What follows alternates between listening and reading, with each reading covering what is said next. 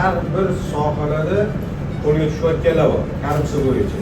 Olib qo'ygandan keyin ertaga xudo ko'rsatmasin qo'lga tushib qolib, nimadir bo'lib, xabar kelsa, bu yoqda oilasi qiynaladi.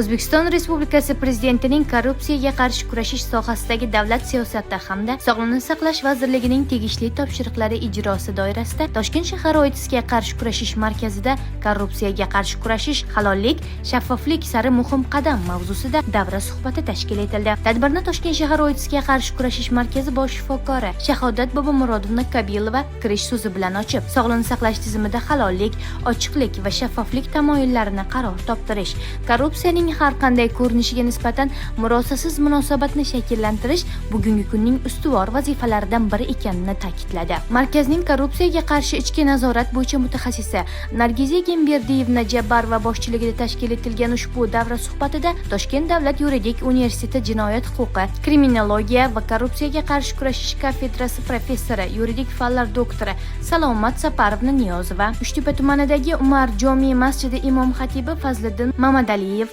Shayxontohur tumani ichki ishlar organlari faoliyatini muvofiqlashtirish boshqarmasi psixolog ta'minlash guruhi katta psixologi mayor Fayzulla Murodjonovich To'ychiyev, mazkur boshqarmaning jinoyat qidiruv bo'limi o'ta og'ir jinoyatlar bo'yicha katta tezkor xodimi podpolkovnik Dilmurod Fotihovich Yo'lchiyev, shuningdek Respublika OITSga qarshi kurashish markazining korrupsiyaga qarshi kurashish bo'yicha bosh mutaxassisi Jahongir Jo'raxo'jayevich Jafarov ma'ruza bilan ishtirok etdilar. Mutaxassislar korrupsiyaning oldini olishni, huquqiy asoslari, manfaatlar to'qnashuviga yo'l qo'ymaslik, davlat xizmatchilarining odob-axloq me'yorlari, halollik tamoyillarini mustahkamlash, huquqiy madaniyatni yuksaltirish hamda sog'liqni saqlash tizimida ochiqlik va shaffoflikni ta'minlashning dolzarb masalalari yuzasidan fikr almashdilar. Tadbir yakunida xodimlar bilan ochiq muloqot o'tkazilib, ularning qiziqtirgan savollariga mutaxassislar tomonidan batafsil javob berildi. Shuningdek, tadbir jarayoni keng jamoatchilikka yetkazish maqsadida Toshkent telekanali ijodiy jamoasi ham ishtirok etib, davra suhbatining mazmun-mohiyatini yoritishda o'z hissasini qo'shdi. Bu kabi tadbirlar sog'liqni saqlash tizimida korrupsiyani oldini olish,